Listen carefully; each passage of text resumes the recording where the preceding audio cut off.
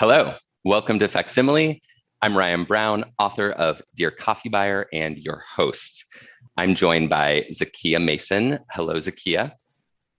Hi. We're excited to cup some coffee with you. We've ground each of 4 samples in bowls here, and we're heating water right now. Subscribers, I hope your samples are ready. You'll want to use a ratio of 1 gram of coffee to 17 grams of water. Zakiya is now heating her water. My cups have 11 grams of ground coffee in them, so I'll pour 187 grams of water into each.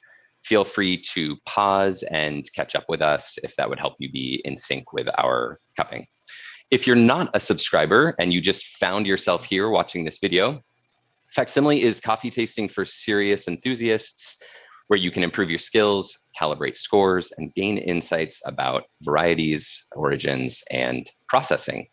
Each month, we send you 4 carefully selected, skillfully roasted samples to cup along with coffee experts. You can subscribe in the link below. And speaking of experts, very honored to be joined by Zakiya Mason today. Zakiya has been a coffee professional for more than 10 years, a former dancer, digital animator, and Dunkin and Baskin-Robbins combo chain drive-through server. Zakiya was also a barista at Handsome Coffee and Cognoscenti Coffee. Zakiya is currently the director of coffee at Go Get 'Em Tiger in Los Angeles, where she handles all things coffee, including green buying, coffee menu planning, and quality control. Zakiya, it is a pleasure to have you here with us today. I can't wait to cup these with you. One other note. It's great to be here with you. Thank you for having me. Our very own Scott Rayo is monitoring the chat room, so please send us any questions or comments or favorite coffee memes, and Zakiya and I will do our best to address them after we've finished evaluating these coffees. So I like to inventory the equipment, both to make sure that I have not forgotten something or anyone else. There's been a few times where that's been helpful. So I have hot water going. I have a couple of spoons, one for tasting and one to help with the skimming. Another bowl, because I like to switch bowls after the skimming. A spittoon. I've got my 4 samples, and I've got a scale with precision to 0.1 of a gram. I've also got this gigantic timer to keep us on time as we start to pour and stuff. One other thing, I have a clipboard and the score sheet that Zakiya shared with us and I've sent via email. There are 2. There's one that Zakiya regularly uses, and there's one that's kind of more of an explainer, and we're going to be talking more about that today. I like to use a pencil with an eraser because I make a lot of mistakes. And I think that's it. Zakiya, are you ready? Yeah, I feel ready. Perfect. So let's go ahead and smell these ground coffees in front of us and just share with us what you're smelling as you do. Starting with number 1.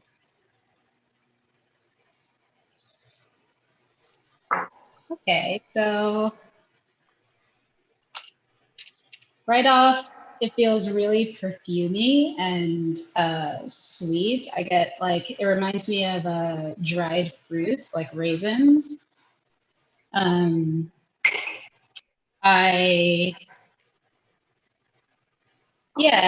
this really perfumey, slightly floral, like dried herbs and dried flowers, like potpourri kind of.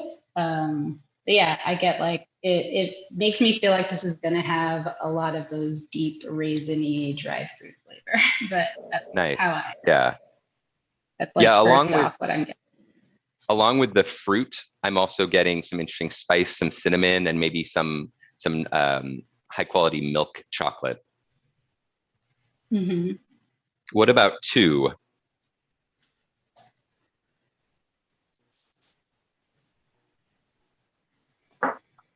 Okay.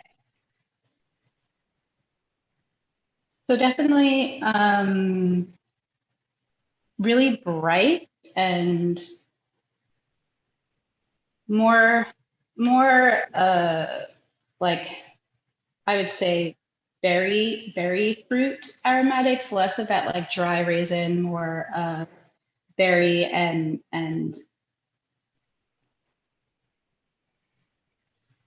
like more citric, I would say.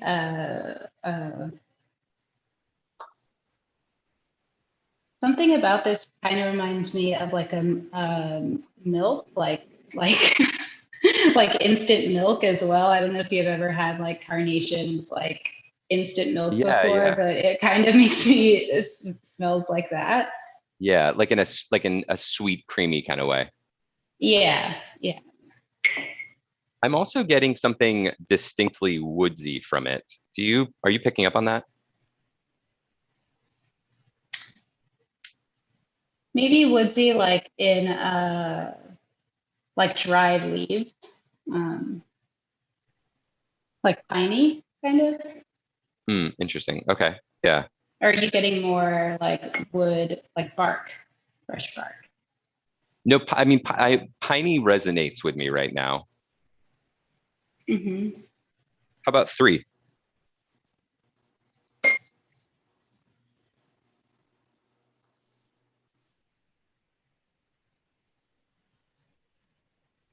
Hmm.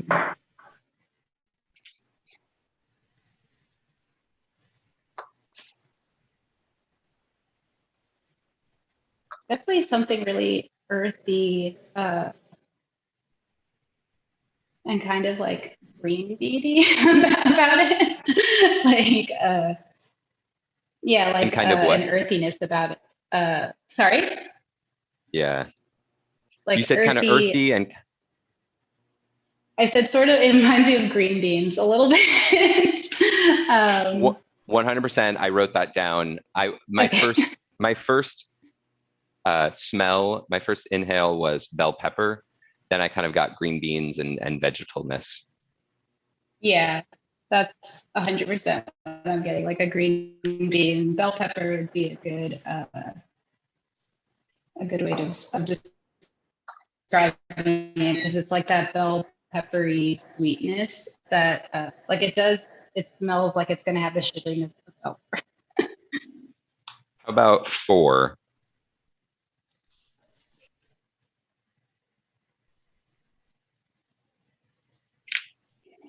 Hmm.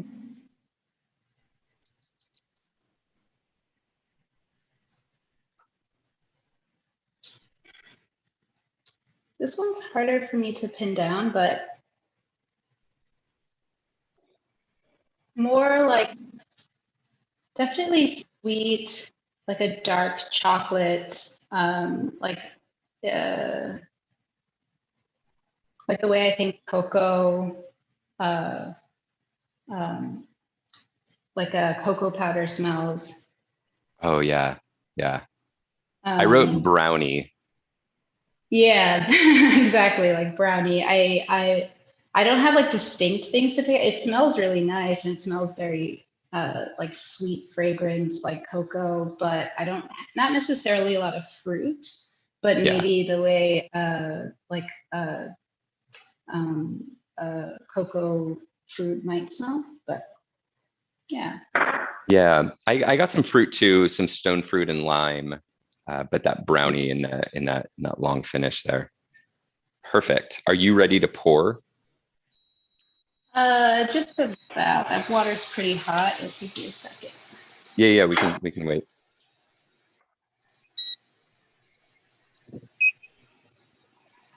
Let me know when you're getting close. It is there. Uh, Okay.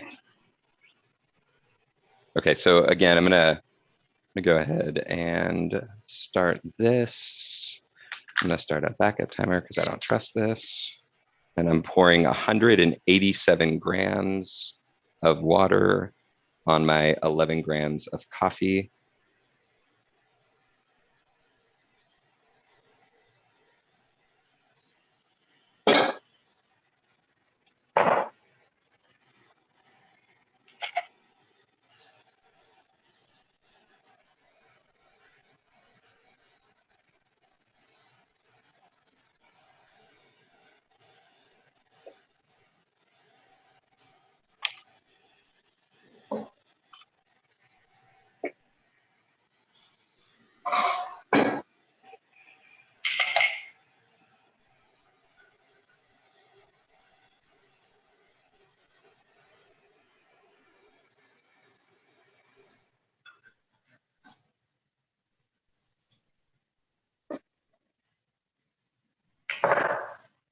How's it going over there?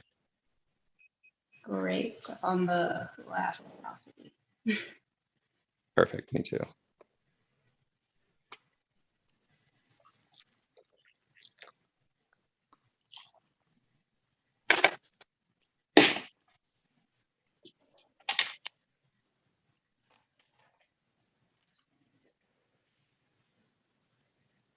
I typically will do a smell at this point and then a smell again as I break. Does that work with you?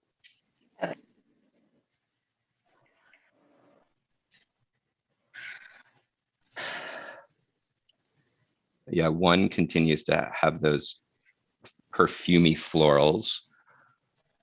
Yeah, definitely perfumey and like a dried potpourri. You say dry cocoa powder? Oh, I said like a potpourri. Oh, potpourri, yeah, yeah. How about two?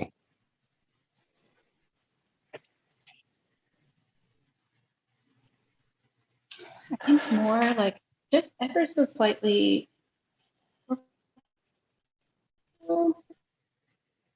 like almost like coconut, but like a sweet. I get sweet berries and just maybe a little bit tropical. Yeah, I'm just getting a hibiscus note from it as well. About three.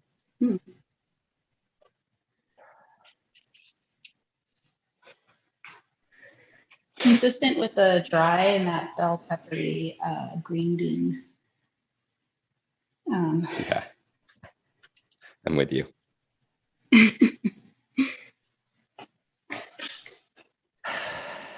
And four.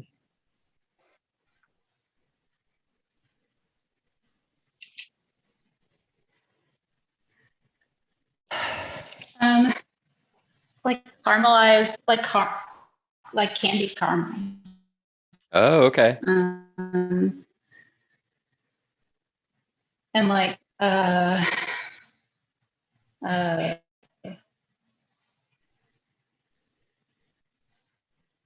yeah, I guess and corn, that Halloween candy that everyone hates, candied corn. Candy corn, yeah. But it smells good. It smells like it smells like candy corn. I hate it the entire time I'm eating candied. a whole bag of it.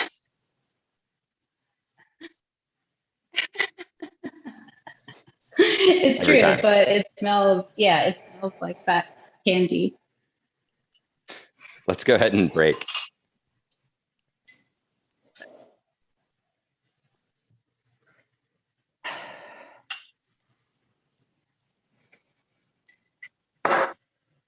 Getting a little bit more citrus from one now. Yeah, and I get more of that that spice quality that you were talking about in the beginning, like herbs and spices. Something a little brothy or mushroomy in number two. Yeah. Definitely that green bean and bell pepper in three. Mm-hmm.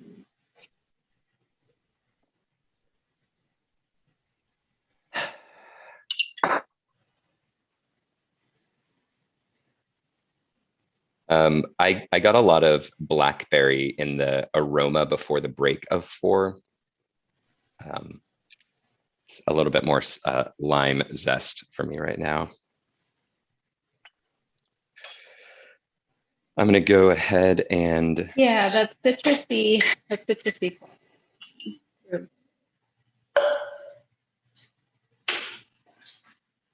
As we skim these, I think it would be helpful. We sent out the score sheet that you typically use. And for subscribers who had the opportunity to watch our cupping with Charles, it will look familiar, though not identical to what we used when Charles cupped with us. Yeah. It would be really helpful to just hear it described from your perspective as a buyer and director of coffee, how you use this and why you use this. Yeah, so similarly to the way I'm sure Charles explained, we've sort of broken down what's in a lot of like the SCA form into three basic pillars, I would say, of important categories to us at Go Get 'em Tiger and to me when I'm cupping in sweetness, acidity, and structure. If it doesn't have sweetness, if it doesn't have acidity, and if the entire structure is not what we're looking for, then we're not going to buy that coffee. So rather than break everything down into these really small categories, we've just put it in these three basic ones. Where mine differs from Charles's is it just has a little bit more areas for you to make some definite decisions about the sweetness, acidity, and structure. I think it's sort of sometimes using the more complicated sheets, you can lose sight of the forest for the trees, so to speak, where you get bogged down by the details of a coffee. And what's nice about this sheet to me is it allows you to zoom in a little bit in the limited time that you have to cup, but also keeps you looking at the big picture of what is this coffee? Is it good? And do I want to buy it? Yeah. So under sweetness, we have intensity and complexity, which really helps to me in figuring out not only the quality of a coffee, but possibly how I might want to utilize it on the menu. So if it's, really high sweetness, low complexity, there's a specific place for it. Or if it's really high complexity, not as intense, that's not going to be used for the same purpose as that more intense coffee. So all of these indicators not only help me assess the coffee quality, but a potential use for it on our menu. And then we have the cuppers and defect, which looks exactly the same as Charles's, which cuppers points is just, I really like this coffee and I just want to bump up the score because even if it's not as intense or complex or as it doesn't have all of the qualities that I might assess to maybe an 87-point coffee. I just think it's so good that I just want to bump it up a little bit more. And then obviously defect is clear defects that I can point out with either the green or potentially the roast. So yeah. Wonderful. I think that's basically it. Yeah, we unpacked structure a little bit with Charles, and his explanation was, and please correct me, especially if it's not how you think of it, is sweetness is kind of the way that we think about sweetness, the perception of something that is sweet, which our physiology is gifted at identifying.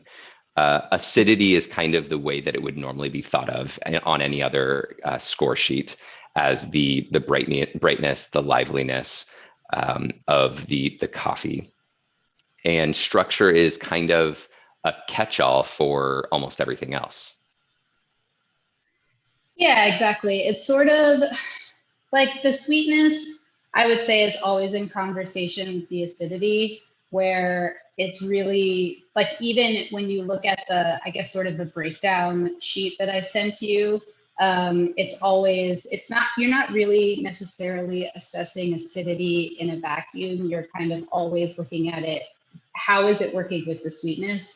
And then structure, I think, just encompasses everything else, like the body, the texture.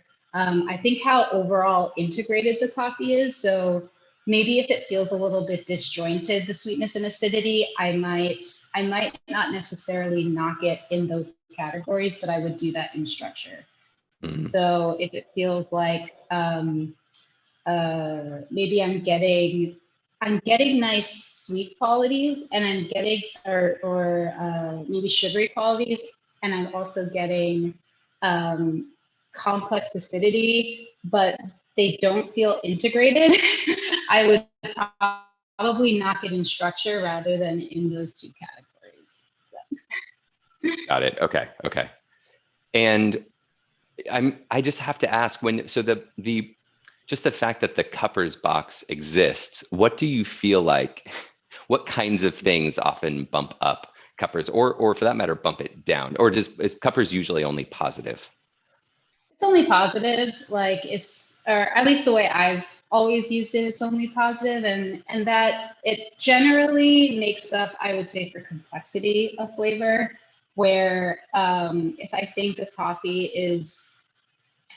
if it generally has a low ceiling, I would say, of quality, and that's like I'm maybe cupping a lower elevation coffee with that's maybe not like the most it's not a variety that has the potential for the most complexity of flavor, but I think it's done really well. I think it is a very good reflection of that origin flavor, and I think the qualities of its sweetness and acidity are represented really well. Then I'll give it a couple points in the cuppers category because I don't want to knock the coffee too much just because it, just doesn't have the potential of a super high elevation, like, like a coffee.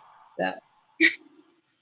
And can you walk us through the math of using this score sheet? So the sweetness is on a 0 to 10 scale? Yeah, typically speaking, so again with the breakdown of it, it's on a 0 to 10 scale. 5 is sort of the baseline for, it's not exactly the baseline for specialty, but it's sort of the baseline where I'm saying has sweetness and acidity and minimal, I can text very minimal defect. So it's sort of that it translates as an 83, 84 point coffee on the scale. And then as you go up in points, which I use quarter points, so I'll do 5.5, 5.75, all the way through to 10. So a 6 is getting to that 85 range where I think this is discernible sweetness and the acidity is complementary to that sweetness and the overall structure is cohesive. That's in that, this is a solid 85 point coffee. And then when I get up to 7, I'm saying, okay, there is some complex sweetness here. And the way that I would define that is just elements that are, more difficult to find in coffee, like more like berry flavors or tropical flavors or acidity that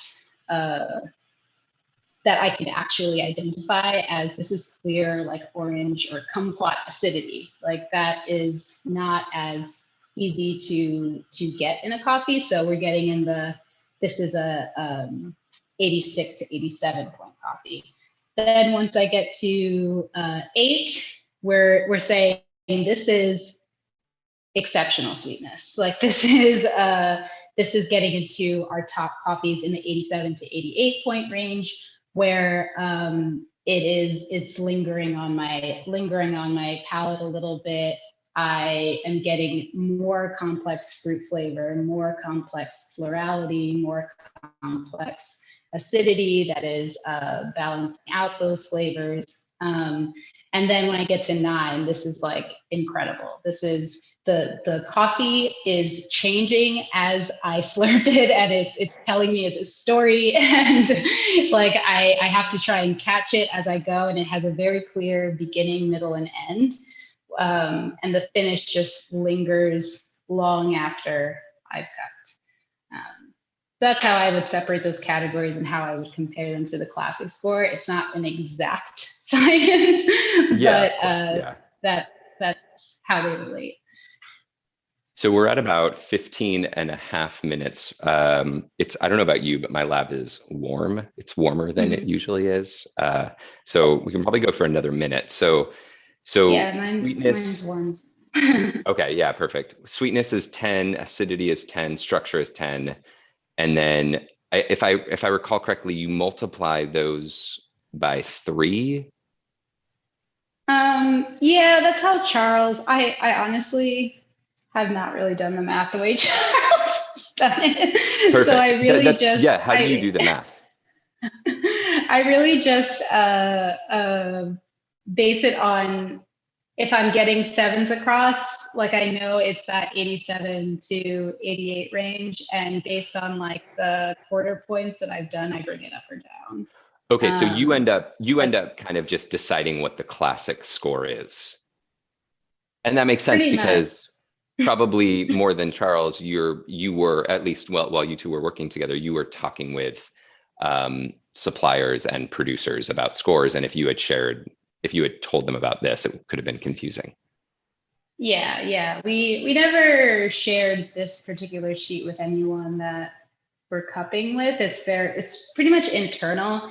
And also I think it's a good way to think of it as a teaching tool Great. where again, if you don't want anyone to be too bogged down by trying to assess really specific things, or really specific aspects of the coffee, and to keep people looking at the broad picture,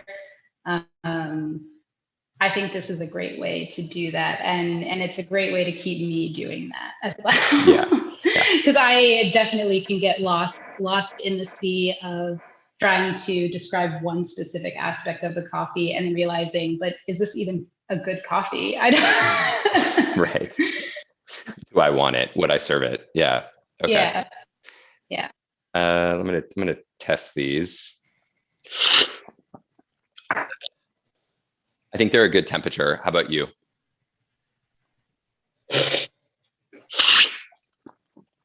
Yeah. Okay, so let's hear how you would kind of describe and also how you would score coffee one.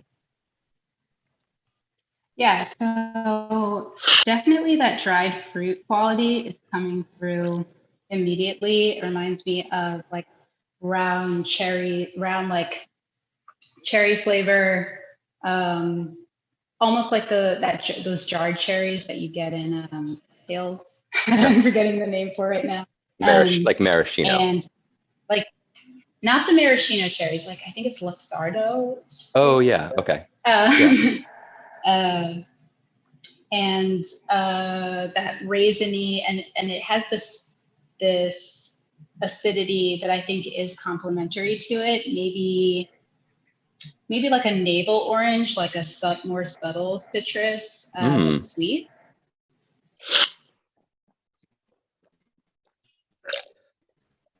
Yeah, I believed that I was smelling lime earlier, but I could see it falling more into an orange category, Mhm. especially in the liquor. Yeah. So Okay. my first is this is like medium to high intensity and complexity, probably medium complexity, but very sweet. So you're saying on sweetness, you're high intensity. I would say medium high, so just like above the medium, but not as high as like the very end. I see. And this is just my first pass. Is just like Of course. Yep. quick assessment, not necessarily putting any numbers to it. But. When I talk about needing an eraser for cupping, I'm pretty sure that 90% of my erasing happens on the first sample.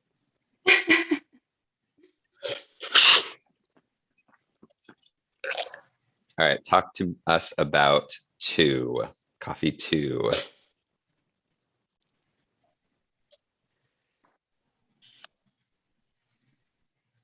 Okay, so there's that berry. I am getting that berry, like almost like a strawberry sweetness, but then it's immediately followed by that milkiness that I was saying, and it kind of gets really papery, like it's drying my mouth out a little bit in the finish. Okay. But like a sort of creamy, milky quality, and I get that berry sweetness. And I think maybe that might translate to that maybe coconut cream quality that I was getting in the aromatics. But. Yeah, I'm getting a mix of things on the good hand. On one hand, there's I'm also getting some berryness, some creaminess, kind of an apple sweetness. I also am getting a little bit of something mushroomy in a way that is discordant with the rest of the cup. Yeah, I think that that mushroominess is maybe for me tasting just like that instant milk. And I don't know if you've had instant milk before, but it makes me think of that, where it has that sort of lactic quality without it's more savory than sweet. Yeah, okay, I see. I follow. Let's talk about 3.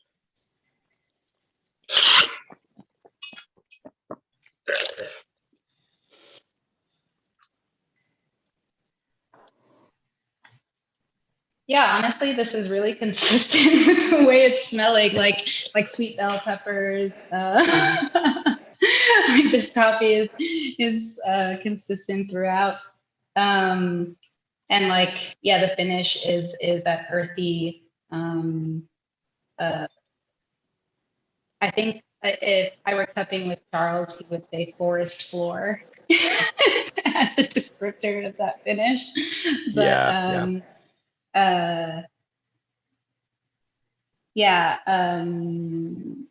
hard to, I mean, as far as like the intensity and the complexity, I'm not getting a lot of I'm not getting fruit sweetness. I'm not really getting a lot of sugariness either.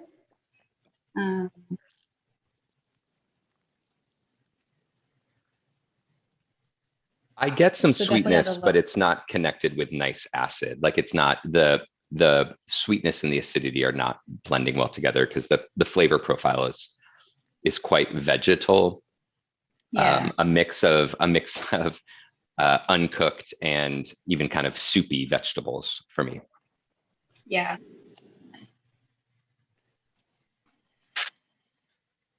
Okay, let's talk about number 4.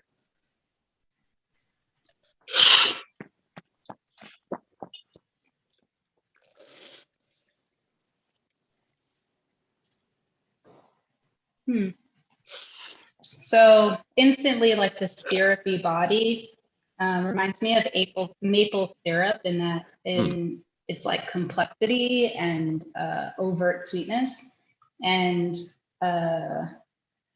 definitely more. I guess that kind of coincides with that candied quality that I was getting, where it's not really fresh, but more of if you were to cook fruit and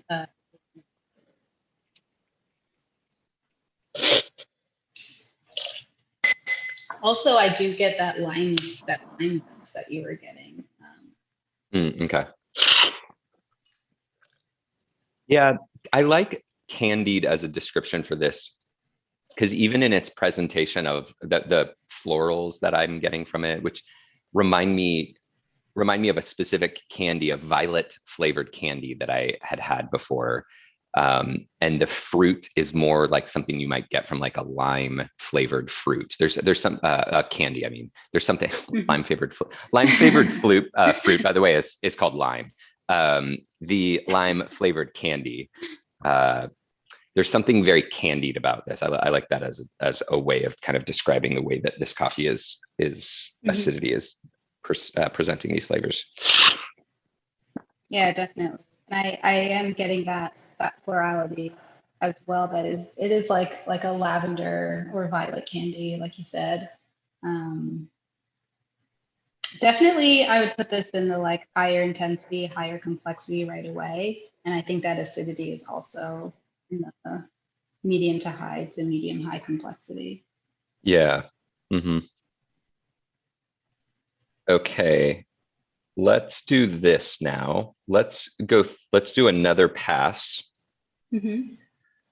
And as we do, I'm going to try to capture how you, and I know that you don't necessarily like do the math for the top part, but if it would be helpful to know how you would score sweetness, acidity, structure, cuppers, defect for each of the samples, as well as your classic score. Because I think for a lot of our audience, the classic score is what they're familiar with anyway.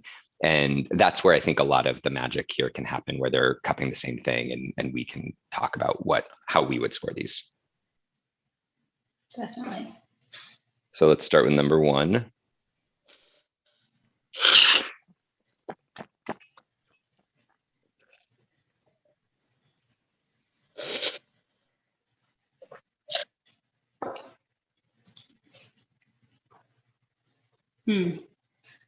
So because of some of that, like I get that perfuminess in the aromatics when I like right away when I'm slurping along with that dried fruit. So for sweetness, to me, this is like medium high intensity, medium high complexity. I'm probably going to put it, I don't know if I would say that it's exceptional. It would be right before that. So I would probably say it's around a 7. Did you say 87? A 7. Oh, a 7. Sorry. Yeah. For sweetness. Got it. Like a 6.5 to a 7. And that acidity,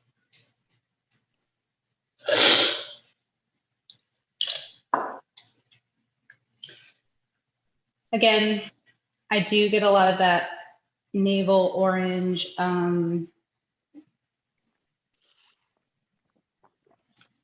Maybe a little bit of, it's not lime, but like more like lime cordial, like some of like very slight,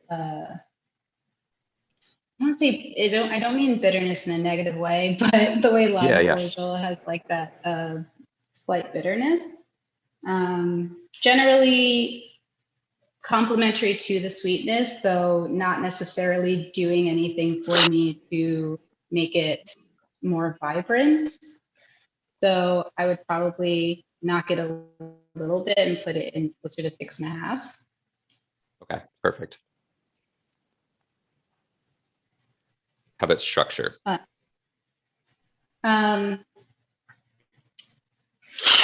Overall, the sweetness and acidity are integrated, but I think in the finish,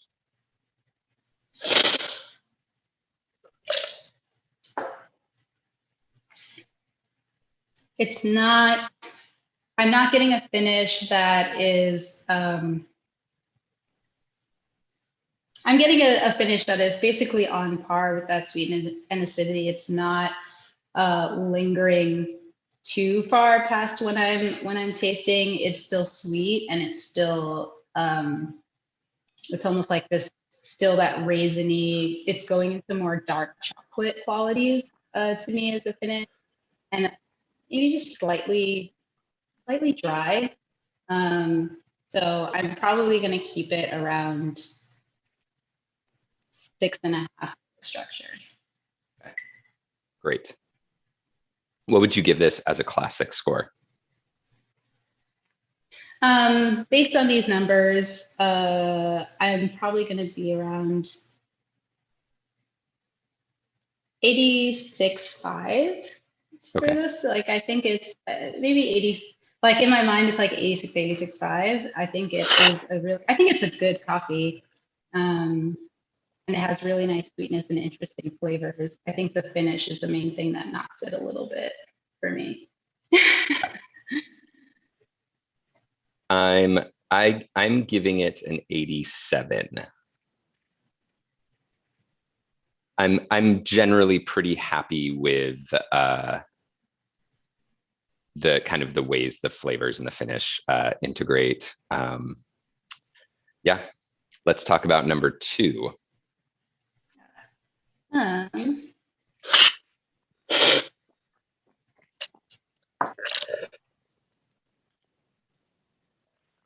Which is honestly mystifying me a little bit, if I'm being honest. Yeah, I'm getting like definitely a lot of complex berry flavors, I feel like, but the overall cup, it has this milky creaminess and this very drying quality. It almost makes me think that like this is kind of going into the green, but the green might be like either older or like it's a higher moisture that's been that is sat just like a little too long or something, just because of that drying quality. But like, so It not necessarily definitely, like an old crop, but if it has a higher moisture, and yeah, or water activity issues. Yeah, I would yeah, say that there's something about it that could be the beginning of some sort of fade. That's what I'm tasting. exactly. Yeah. And I guess I'm just either attributing it to, yeah, trying to figure out. It's it's interesting though. Right now, it's at a place where those qualities are kind of dancing around with the intrinsic flavors of that green coffee in a way that isn't always obvious. When I first smelled the fragrance, that was my first thought, was like, oh, there might be something, and it's because of years of being of trying to smell myself away from that type of coffee. Mm-hmm. That was the first thing I smelled, but it wasn't this like really dominant thing, and it's not taking over the coffee at this point. Yeah. Yeah. Definitely. How would It you makes score it a this? little, it makes it, I was going to say, it makes it a little bit hard to score because Yep, of that. But I agree. if again, I'm going to try and integrate those two aspects of, I think this is a good coffee, it was a good coffee, but maybe is fading. It had really nice berry, milky cocoa qualities. I'm probably going to put this at a 6 on sweetness for that, just because of that fading quality. I do get complexity in there, but it's not super pleasant throughout. And then acidity, I'm going to say, is complementary to that at a 6. I don't think there's anything disjointed about that sweetness and acidity as far as the green is concerned. And the overall structure, is because of this persistent dryness that I'm getting, that I feel as it cools is getting more apparent. I'm going to knock it for that and say like maybe like 5.75. Yeah. Okay. For an overall, probably, and again, I think like if it weren't for that, I would probably score this similar, more closely to number 1. But I think this is more getting into like 85.25 because of Yeah. that. Yeah, I have it at an 85. Yeah. Yeah. And it is tricky because you can tell there's an underlying sample here that was higher than an 85, and that's always a little bit sad when bad storage or warehousing or shipment leads to that. Let's talk about 3. Let's talk about how you would score 3.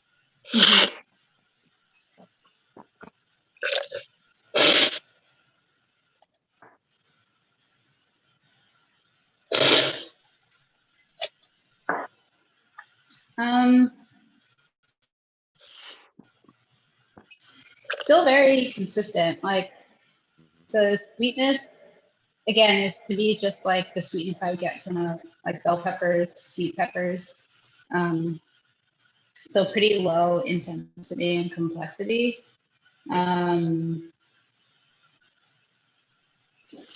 It's not, it's, I'm having trouble like pinpointing. It does taste like maybe something's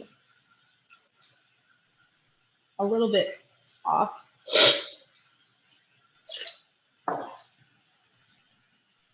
And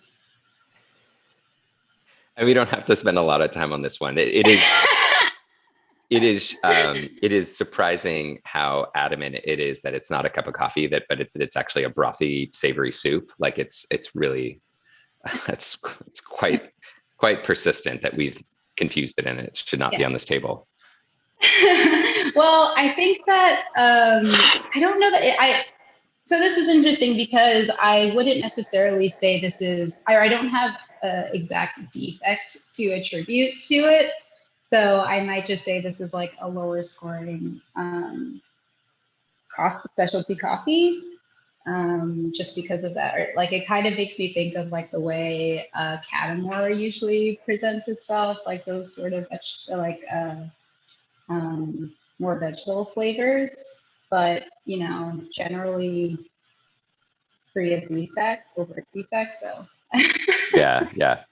Well, and we can talk a little bit more about this after we share the kind of the details of the coffee. So I'll stop right there. What would you give it classic score wise? For me, this is probably an 82. That is precisely where I scored it. Which is impressive. It's actually, it's harder to be on the same page about like an 82 than it is about like an 87, because we just because that's mostly what we aim to buy. Yeah. Let's talk about 4.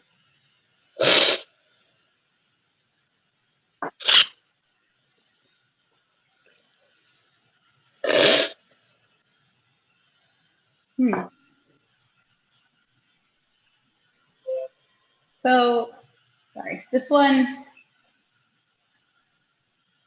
yeah, really interesting. That candied floral quality and the aromatics, like the way it's hitting, kind of coating my mouth, is really interesting. That's a really nice indicator of like a more complex fruit sweetness, or rather more complex sweetness. I'm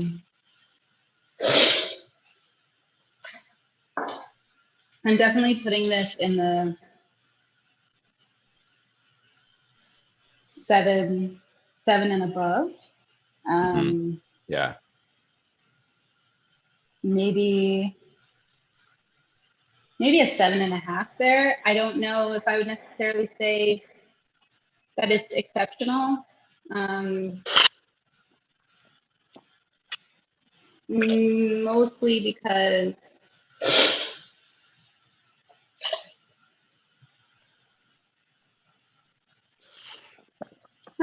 I'm right there.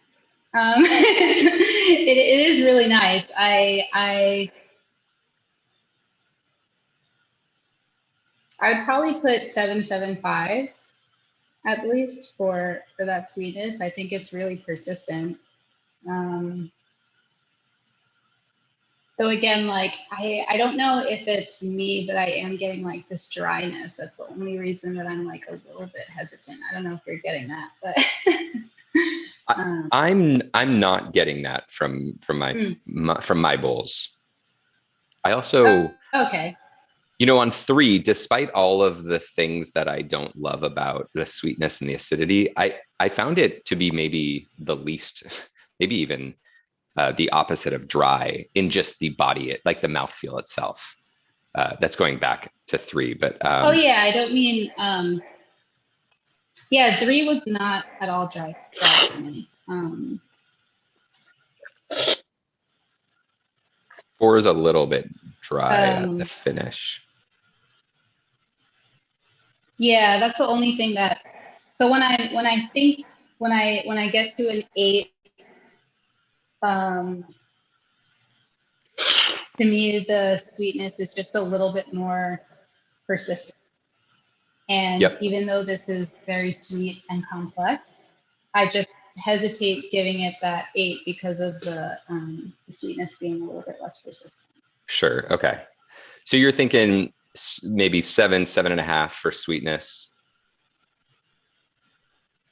I'd say 7.5. Okay. 7 for acidity. Yeah, I think that lime zest quality is really interesting and clear in the finish to me. So And what about I'm gonna structure? say that. Overall, integrated. I like that coating maple. Like I still get some of that maple syrup quality in the overall body.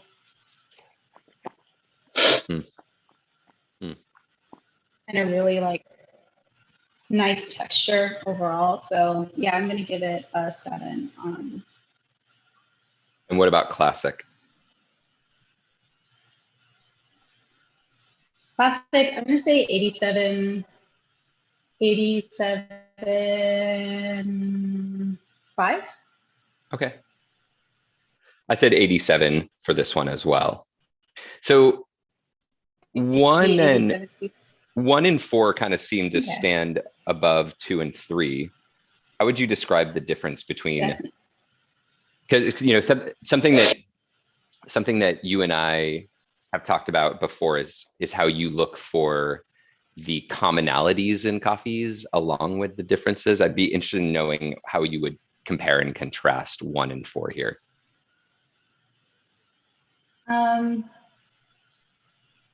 Yeah.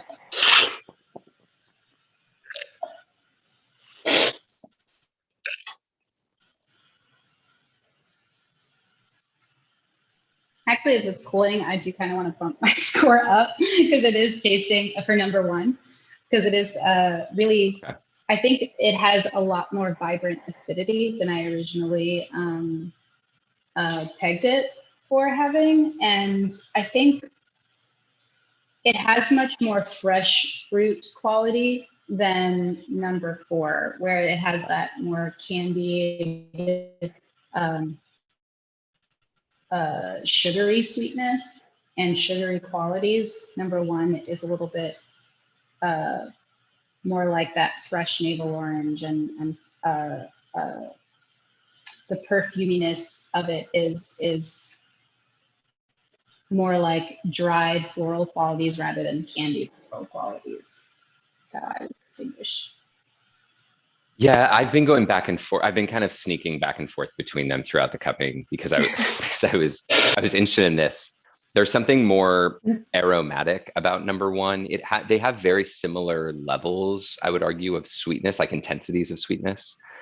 1 is more aromatic in its presentation, and 4 is a little bit more.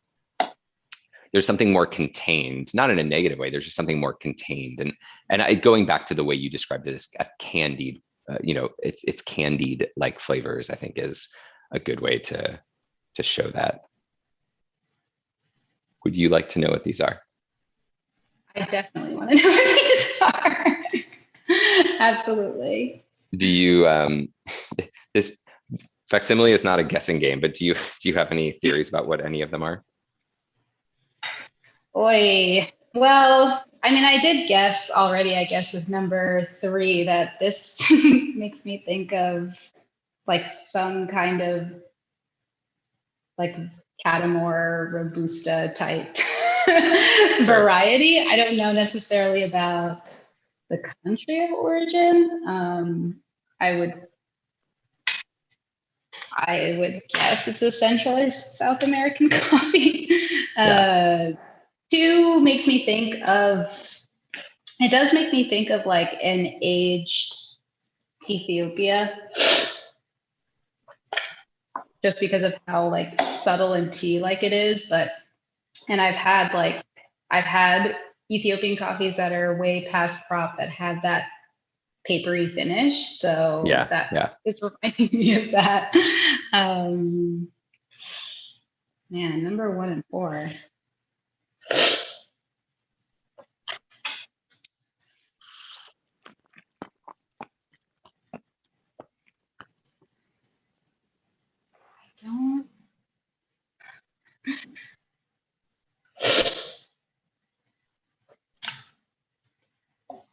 Um, You don't have to guess. I really didn't. I don't. I mean, I could just throw a guess out, but like. I will say that so far your guesses have been very well informed. Like they've been good guesses. Okay, cool. I'm not sure. It like number one does remind me of like a really complex like South American coffee. I don't know how to necessarily pinpoint an origin. It reminds me of like some of the really good like coffees from Ecuador that I've had, or like just in that like perfuminess and some of those. But I don't know. And Yeah. number four.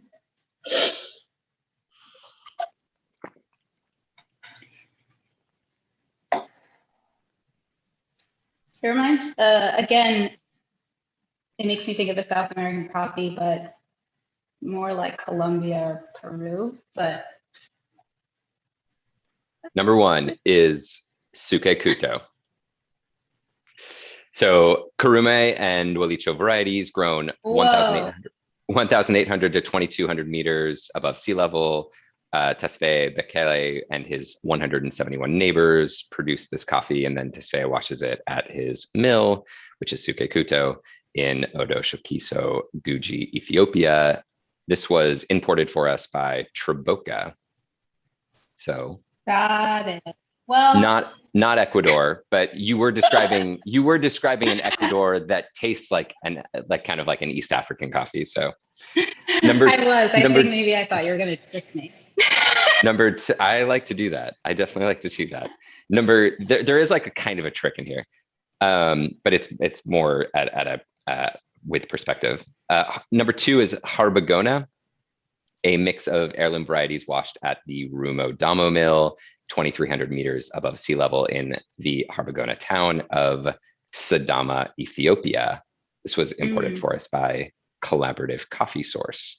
So that is another Ethiopia. Number three, which I think you said was from Central or South America, is Finca Marlene, which is a mix of Colombia and Pink Bourbon. No Catimor or Castillo, but it is Colombia, which is essentially, all in the same family. 1,600 meters above sea level by Wilson Androidi Aranda in Acevedo, Huila, Colombia. And this was also imported by Collaborative Coffee Source. And number four is Gogogu Bakaka, which is a mix of Kurume and Welicho varieties grown by smallholder producers, 2,000 to 2,280 meters above sea level by Kadir Jabril in the Uraga woreda of Guji, Ethiopia. This was imported for us by Red Fox Coffee Merchants. Wow, I can't believe I didn't pin out the Gogugu because we have that coffee. Well, not this specific is that right? lot. We don't have this specific lot, but the way I was describing it actually is very similar to ours. Only I would say the lot that we bought is much more, it has more distinct like jasmine floral. Like to me, like the fragrance of it is a little bit more intense in its florality. Okay. But I think the candied sweetness is definitely a quality of those coffees that I am mad that I didn't point out, but but yeah, definitely. It would be helpful to hear a little bit about your purchase philosophy for Go Get 'em Tiger. Yeah, so we are aiming to have all 86 plus coffees on the menu right off the board. And as far as the diversity of the menu, we want to we have 3 different categories of coffee: espresso, dark filter, and filter. And within the filter category, the cafes themselves will always serve 2 distinct filters, generally representative of an East African coffee and a Central or South American coffee with differing profiles. So sometimes we'll have two Central or South American coffees on if one of those is sort of like the way I thought this was, which is like really floral and bright and sweet, and just to have two distinct profiles. So when I'm selecting filter coffees, I always want to have, at the very least, two to three in one category that are more, have more chocolate sweetness, more caramel, more subtle stone fruit or like palm sweet fruit flavors. And the other definitely more bright, more citric forward, more berry and complex flavors, so that side by side people have two distinct things that they can drink. Yeah, then options. For dark filter, yeah, exactly. And for dark filter, we have, we utilize that for our single origin espresso, but we call it dark filter because it's supposed to be very versatile, where for someone who wants a little bit more caramelization, more, more roast on their coffee, it works really well as filter, but also works really well on espresso, where it won't necessarily be an acid bomb, which a lot of people really like, but I think a lot of people. So, I have no idea what you're talking about. So the dark filter, we select coffees that definitely have acidity. I mean, you can't have an 86-point coffee without acidity, but something that isn't necessarily very citric for our dark filter coffee. So I have had Ethiopia's on there as dark filter. I've had a wide range of coffees, but everything that works well as a versatile coffee. And then for espresso, we've experimented with throwing like more brighter citric coffees in there. It's never really played the way we wanted it to. So we pretty much stick to Central and South American coffees as a blend in that coffee. It's our milk espresso. It's what you get when you get a latte or cappuccino on the bar. And it's our darkest roast, which is not to say that it's particularly dark, but it's generally, the profile is just dark chocolate, caramelized flavors, and very subtle fruit. And that's the profile of the coffees that I'm looking for that specific blend. Yeah, that's great. That's great. It's always fun for me to hear how different businesses, based on kind of who their customers are, and cafes or not, or wholesale, just how you think about the process of creating that menu and those options for what you buy. Zakiya, what would you recommend? Sorry, did you want to say something? No, I mean, I was going to talk about our subscription, which is a little bit different than our regular menu as well, or historically has been, where I select a new coffee every 2 weeks. And that coffee is generally freshly landed, or at the very least, super seasonal, and is not always something that we would necessarily serve in the cafes. I really aim to try to expose our subscribers to more coffee flavor and what coffee flavor could be. So, and it can be, and sometimes I just do random things, like we have one producer that we work with who processes the same coffee 3 different ways. So I just sent it as a 3-pack, which is a pretty rare thing for people who aren't coffee buyers to be able to try like a specific variety as a wash, honey and natural process.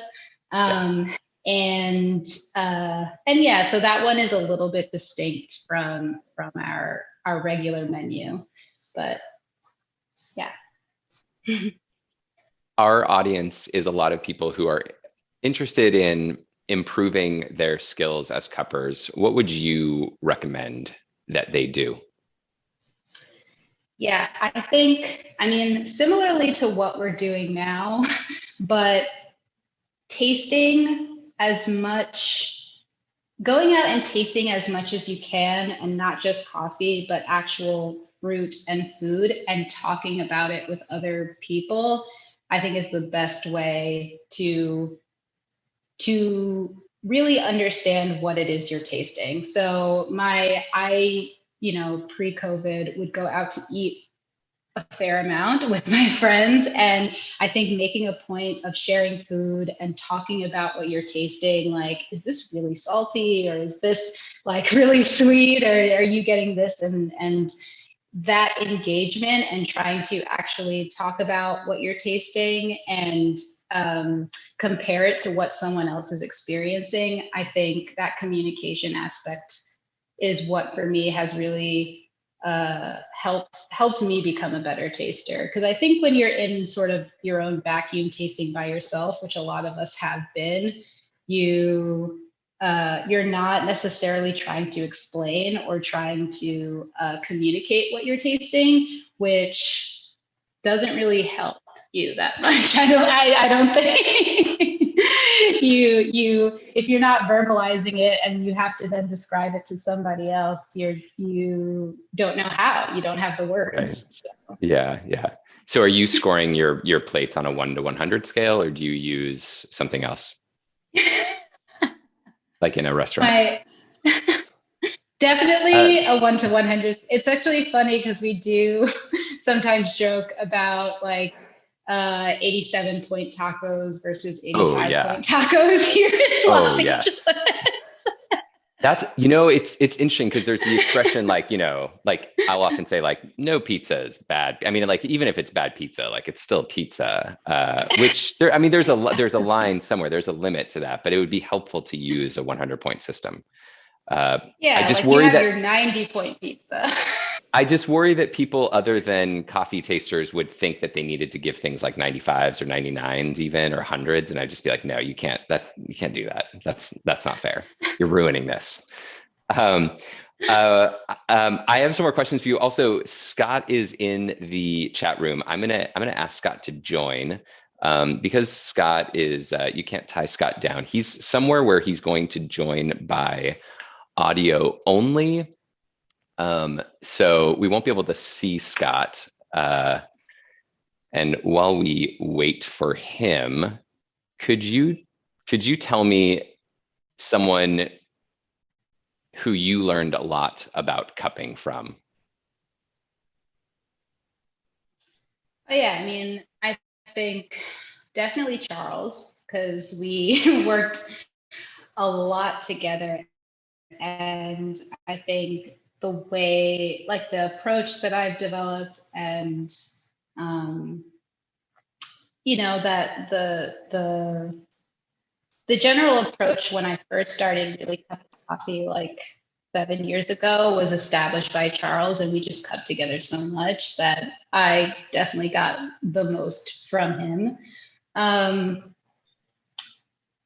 it's interesting because we would disagree about things that we like or dislike, but I think that emphasis on really trying to communicate exactly what you're experiencing without, diminishing what the other person is experiencing was always an important aspect of us cupping together, which I didn't always experience when I was cupping with other people, where, I might taste something and they're like, okay, it wasn't as much of a dialogue. And Charles is such a naturally argumentative person that that it would always turn into a discussion where we could really have a dialogue. So I would say I learned a lot cupping with him.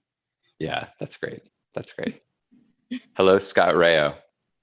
Hey, Ryan and Zakiya. How are you? We're doing well. Hey, Scott. Good. I'm glad. Hey, Zakiya. You did a wonderful job. Thank you so much for being here. Yeah, thanks for having me. I gotta say, like, you really are. You articulate your what you're tasting extremely well, and I really enjoyed that.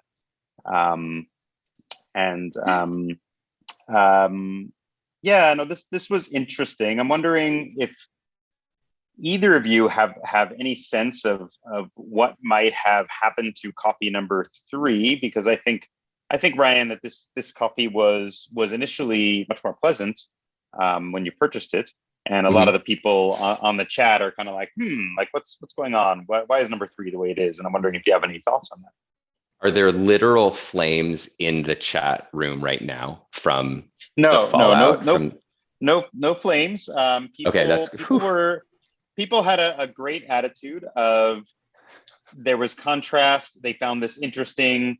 They certainly, you know, agreed. They pretty much ganged up on number 3 as awful. But yeah, I think people are just kind of, you know, pretty curious why this coffee tastes this way, because I think, you know, I was pretty confident that this was, you know, a quality green coffee when you bought it.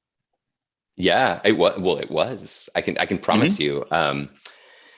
So yeah, I would say I scored this an 87 to an 87.5. I cupped it a few times, and so, you know, part of what we're learning about Facsimile is how it is valuable to taste a range of scores of coffees. One of the criticisms we got after the first cupping was that they were kind of all between 87 and 88. And it's true that makes for a less like you just can't learn how to cup if you're only ever cupping 87 to 88 or 87 to 90 or 91. You're not going to learn to cup from that. So I want to be clear. I did not deliberately put an 82-point coffee on the table in front of you. I would have been perfectly fine if this was a better tasting. I always want everything to taste great. I really don't ever want to taste anything bad. What I will say, and this, I'm not answering a question yet, but I'll get to it. What I will say is I'm really happy that Zakiya and I individually came to the exact same score, because again, I just want to point out, it is rare when a coffee is bad. Like, Zakiya and I taste mostly 86 plus coffees all day long, and when anything is below that, it's just kind of like, I don't know, it could be a 50 for all I know. Like it gets, I mean, it's not actually that bad, but we do, it's just kind of like the floor is falling out and we have no idea how far we're going to fall. So it's, you know, but there are redeeming qualities in that coffee all the same. You could imagine a way in which, in a different roast, like it has actually, I would say, redeemable body, and it certainly blended and certainly roasted darker, like it could turn into something that was like, oh, this is a pleasant cup of coffee. On a cupping table with 3 washed Ethiopia coffees, it does not have a chance. So all that being said, to answer the question, and Zakiya, I'd be curious about your response too, but Colombia is a really humid country. And if the coffee is sitting there for a couple of months before it gets onto a ship, or before it gets hulled and then put into packaging to go onto a ship, the coffee is alive. It's respirating, and it's consuming its own nutritional material that turns into the delicious coffee that we like. So that's my theory about why this coffee does not taste the way that it did a couple of months ago. Okay, cool. Yeah, I don't know, because my initial guess was that it was inherent in the variety and not necessarily like age or anything. So yeah, it's bizarre to me, because again, like you said, it doesn't have the dryness that I would expect either of a prematurely aged coffee. But I don't know. I don't really have a good guess. Cool. Yeah, nor does it have any paperiness, or it doesn't have the fragrance or aroma of a coffee that's aged. It's distinctly vegetal. So you know, Zakiya is bringing up the variety, and it is possible that there's something about the variety that has turned for the worse. Okay, great. There weren't any questions in particular this month. There was a lot of discussion of candy corn and how Charles Levinsky is the only person who likes candy corn. So I do too. Well, I guess I said I hate it while I eat an entire bag of it. Okay. I'm often half listening and half typing, so I wasn't sure where you were on that. So where my stance Zakiya, the two things that stuck out for me was that I personally can never define structure, and I mumble through it. And you're probably spot on that it's kind of like everything else after acidity and sweetness. That's I don't know, like I've yet to hear a definition of structure that was like about the structure and not about the other stuff. So I think that's probably what it is. It's probably like the other stuff. I don't know. Is there an industry like consensus on what structure is?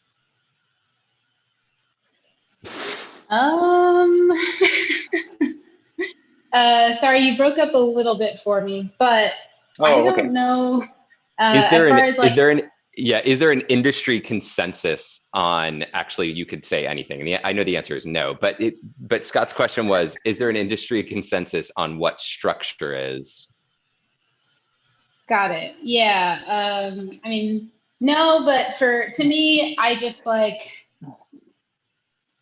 I put everything, including like body texture, and I think just, again, that overall integration of the cup, like if there's something that's not a defect, but that feels, again, disjointed for me, to me that goes under its structure.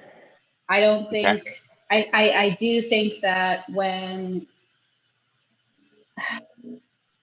I'm really excited about how cohesive a coffee is, its structure is basically on par with that sweetness and acidity. Like I'm never scoring structure really high and then sweetness, acidity are low.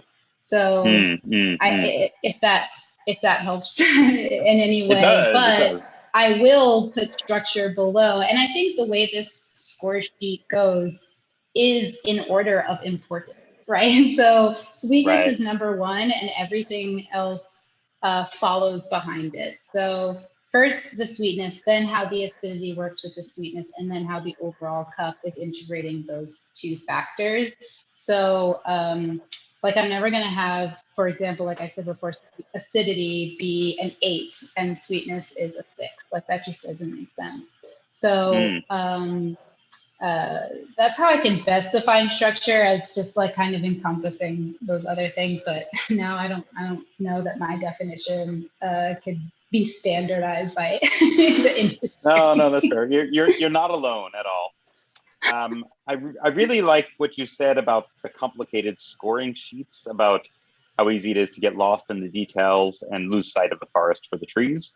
I think that's like perfectly said. I feel the same. I wish like the industry would get into more simplified scoring, because I think it would make it more accessible. But that's fantastic. And interestingly, this month, Ryan, for the first time, I think we had a virtual consensus. There were certainly people who disagreed, but the consensus more or less was people preferred number 1 and then number 4 and then number 2 and then of course number 3. Yeah. Yep. Okay. That's good. I mean, you guys technically scored number 4 higher than number 1, but you know, but it was interesting that there was. You know, Zakiya changed her score, but we don't know what she changed it to. So we're not. What did you change? Okay. I mean, I would bump it up to an 87. I knocked it a little bit because of, and initially the structure to me was not as high, but as it cools, which I love to cup it cold to really see, to me that really reveals how it's holding up. So I think with that third sip that I took after I gave you a score, it was really apparent how well this coffee held up and maintained its vibrancy. So I would go 87 as well with that. Gotcha. Yeah. And when we were going back and forth, I ended up moving my number 1 from an 87 to an 87.5. Okay, so technically number 1, number 4 tied by your scores, so that's interesting. I'm No, impressed. before You I gave guys an 87. Yeah, but Zakiya gave it 87.5 unless she changed that also. I said 87.25. Oh, 2.5. Sorry, I didn't. My connection, as Oh. you can tell, is quite terrible. So I'm. At first, I heard 80. I heard 85, and then I texted Jonathan again, and I was like, "Did she call it 85?" He said, "No, 87.5." I was like, "Oh, okay." Okay, cool. Fantastic. I love that Jonathan is out there like doing audio support for you all. Well, thank you, Jonathan. Know that you have nothing going on right now. You know, the 16 hours I'm awake, about 15 of them involve text from Jonathan. So it's pretty much just a stream of consciousness between us all day long. So anyway. I like that you had to make sure, like, you didn't give that an 85, because that's way better. Well, I was right there with you on everything. I'm like, okay, like I'm totally in tune with you. And then you said 85, I thought, and I was like, what? How come we've been so far apart?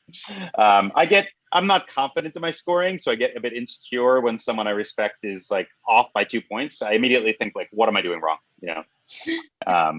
So okay, awesome. I have no other comments from the YouTube crowd.